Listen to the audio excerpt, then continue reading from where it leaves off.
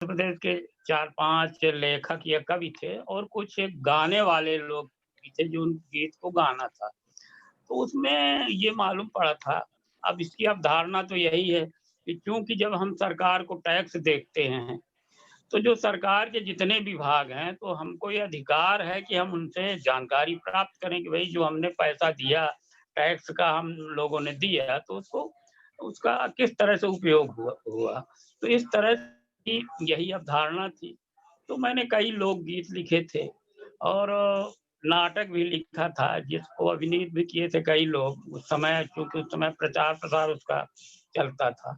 एक गी मैंने बघेली में लिखा था, कुछ बुंदेली गायकों के लिए भी लिखा था, बुंदेली में भी। तो बुंदेली का एक गीत तो मुझको अब तक याद है, वो आंगनबाड़ी पर लिखा था मैंने कि आंगनबाड़ी की सारी दरिया काऊ ने तन को न पाई है, उन्हें की भैंसिया ने खाई है। इस तरह का गीत था, एक उसका लाइन अभी तक याद है। तो ये बहुत अच्छी बात थी कि जो जब क्योंकि हम जब टैक्स देते हैं, तो हमारा ये अधिकार है कि हम सूचना के अधिकार के तहत जानकारी प्राप्त करें। लेकिन लोगों की ऐसी इच्छा शक्ति नहीं दिखती देने की, जैसे माननीय राठौर साहब ने अभी बताया ही, वो परेशान हो गए लगा-लगा के नहीं मिली। ऐसे बहुत से उदाहरण हैं कि लोग तंग आ जाते हैं, फिर लगाना छोड़ देते हैं। और अब वर्तमान सरकार की तो नियत ही इस पर खराब है, सीधे-सीधे जवाब आ जाते हैं कि हमारे पास कुछ जानकारी नहीं। तो आगे चल के क्या होगा पता नहीं।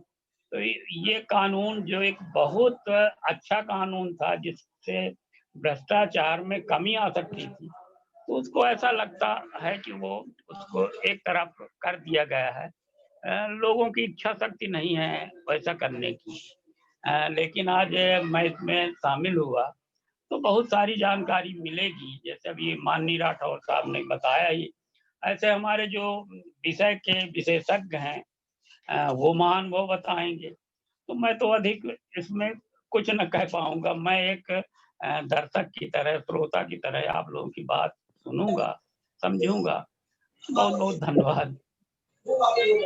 सर मैं इसमें ये कहूँगा कि मैं आपको दर्शक की तरह और श्रोता की तरह तो ठीक है आप बैठेंगे, लेकिन हम आपको सुनना चाह रहे हैं। तो ठीक है, आपने जो अपने योगदान दिए हुए हैं, जो भी आपके योगदान कृषि क्षेत्र में रहे हुए हैं, अभी तो अभूतपूर्व योगदान आपके रहे हैं और आपको इतने हाईएस्ट 4th सिविलियन अवार्ड से सम्मानित किया गया है। तो सर हम इसमें ये चाहेंगे कि आप कुछ अपने कार्यों के बारे में बताएँ, जैसे आपने किस-किस प्रकार की जो जैविक खेती और ये फार्मिंग के विषय में आपने जो नए-नए हुँ। नवाचार किए हैं, उसके बारे में भी सर थोड़ा-सा अवगत कराएँ। ऐसा कुछ नहीं है हाँ, कि अपन वो तो मैं आरटीआई तो बता ठीक है सकता जुड़ा हुआ हूँ। है अपन हाँ, जी, जी बिल्कुल सर, जी, जी। स्वागत है आपका। जी, जी। क्या था कि मैं तो मूल रूप से पहले किसान का बेटा हूँ, घर में खेती होती कई पीढ़ियों से। तो जो किसान का बेटा होता खेती अपने आप वो सीख जाता। फिर हम लोग ऐसे थे हमारे ज़माने में कि 28 दिन की फसली छुट्टी हुआ करती थी दी दी दशहरा से दीपावली तक। बहुत सारे काम लोग हम सीख जाते थे। तो क्या है कि मैं लोक साहित्य में काम कर रहा था, यहाँ के मुहावरे, लोकोक्तियाँ, लोक कथाएँ मैंने महसूस किया लोक कथाएँ परंपरागत अनाजों पर हैं। लेकिन मैंने देखा कि जब हरित क्रांति आई, तो बहुत सारे अनाज समाप्त होने लगे। तो अब हमारे चूँकि लोकगीत, लोक कथाएँ, मुहावरे, लोकोक्तियाँ उसी पर थी। तो मैंने महसूस किया कि जिस तरह से हमारा लोक साहित्य समाप्त हो रहा है, विलुप्त हो रहा है, ऐसे हमारे लोक अनाज भी विलुप्त हो रहे हैं। तो हमको उनको भी बचाना चाहिए। जैसे मान लीजिए एक हमारे यहाँ धान होती है करगी और उसमें बाल में काँटे होते हैं, तो उसको सूअर नहीं खाता, सैंकुर होते हैं। तो जो किसान का अनुभव है वही तो लोग उसमें है, कहावतों में, मुहावरे, लोकोक्तियों में।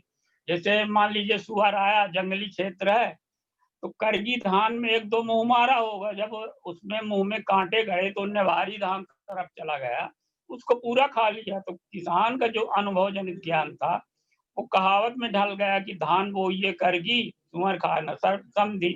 अर्थात वो करगी धान बोइए न तो सुअर खाएगा न समधी। सुअर इसलिए नहीं खाएगा कि बाल में काँटे हैं और समधी को इसलिए नहीं खिलाएँगे कि लाल चावल है, उसको तो बढ़िया विष्णुभोग खिलाएँगे। तो इस तरह से ये कहावतें बनी। तो हमने सोचा कि करगी हमारी ठीक है 5-7 किताबें छपी हैं, लेकिन उसमें ये भी तो है कि लोग कैसे प्रमाणित करेंगे कि करगी धान ये है।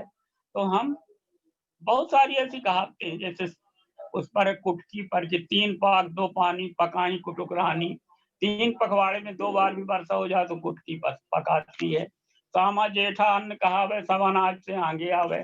सामा ऐसा अनाज है कि सबसे पहले पक जाता है। तो हमने सोचा कि इनका सबका होना ज़रूरी, तो हम उनको बचाने लगे छोटे-छोटे भूखंडों में, बोने लगे उनको।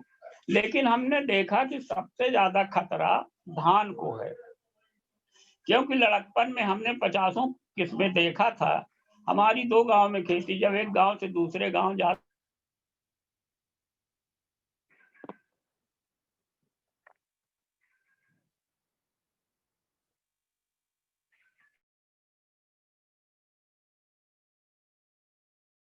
पर आए तो सब खरीदते हैं। 17-18 प्रकार का गेहूँ है, 3 प्रकार की तो अलसी है जो लाल फूल, सफ़ेद फूल, नीली फूल की है। बहुत सारी सब्जियों के बीज हमने बचाया जो परंपरागत हैं। तो कहने का मतलब ये है कि इनमें बाद में तो हमको ये भी उनसे ये अनुभव हुआ कि हज़ारों साल से हमारी पारिस्थितिकी में ये रची-बसी हैं, तो कम वर्षा में पक जाती हैं, ओस में पक जाती हैं, आगे-पीछे की बोई साथ-साथ पक जाती हैं। तो ये क्लाइमेट चेंज रोकने में भी सफल हैं, ये ग्लोबल वार्मिंग रोकने में भी सफल हैं। दूसरी बात ये है कि हज़ारों साल से यहाँ की पारिस्थितिकी में रची-बसी हैं, तो ये कम वर्षा में पक जाती हैं, ओस में पक जाती हैं। इनका तना बड़ा होता तो इनको नीदा नहीं दबा सकता। इनका तना बड़ा होता तो ये रासायनिक खाद बर्दाश्त नहीं करती। तो जब रासायनिक खाद नहीं डाली जाती खेतों में तो क्या होता कि पौधा उतना हरा नहीं होता, तो इनमें कीट नहीं लगते। तो ये कहने का मतलब कि ये स्वाभाविक जैविक है। अगर कोई बाज़ार में जैविक जैविक के नाम से नहीं, अगर वो परंपरागत अनाज से भी खाने लगे, तो उसको वो गेहूँ मिलेगा, वो चावल मिलेगा जो स्वाभाविक जैविक है। क्योंकि ना तो ये खाद बर्दाश्त करते, बड़ा तना होने के कारण ये नीदा को दबा लेते हैं एक निराई में, उसमें वो उनको वो नीदानाशक भी नहीं डालना पड़ता, कीट भी उनमें नहीं आते। जो हमारे परंपरागत वो हैं वही उनको नियंत्रित कर लेते हैं। इस तरह क्या होता है कि ये एक तो ये स्वाभाविक जैविक है, दूसरा ये हमारा जो ग्लोबल वार्मिंग और क्लाइमेट चेंज है उसको रोकने में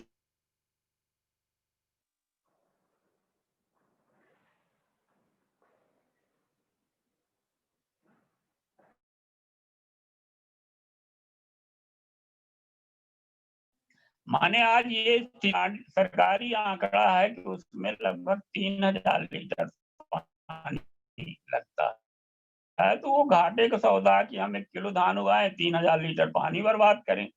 तो ऐसी खेती से हमारी ये परंपरागत जो खेती है, तो इसमें बहुत सारे गुण हैं। तो हम इनको अब करते हैं और पूरे मध्य प्रदेश काहे को पूरे देश के लोग हमारे यहाँ से बीज ले जाते हैं, तरह-तरह के बीज हम सबको मुफ्त में देते हैं, थोड़ा-थोड़ा बीज दे देते हैं कि लीजिए आप बढ़ाइए, हम किसी से कोई पैसा नहीं लेते बीज लेने का।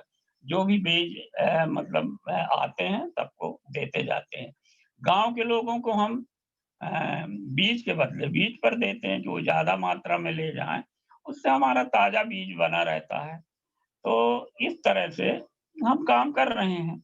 लेकिन ये चूँकि साहित्यकार होने के नाते हमने सूचना के अधिकार पर भी नाटक लिखे, गीत लिखे, कविताएँ लिखी और उसकी किताब भी छपी थी। मध्य प्रदेश सरकार ने छपा के बाँटा था उस समय 15-20 साल पहले। तो बहुत अच्छा लगा आपकी इस से कार्यक्रम से जुड़ के अपनी बात में समाप्त कर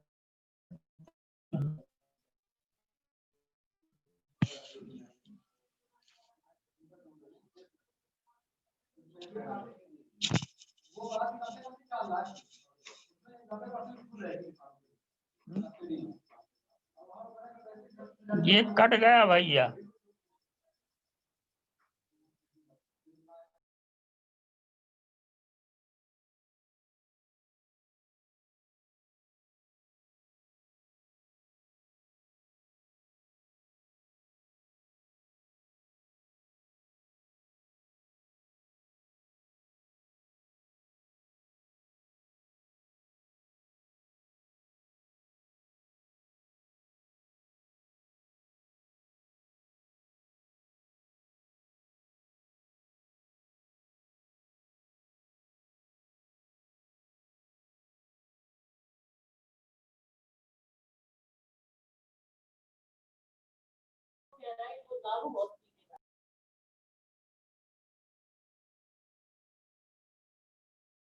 उसकी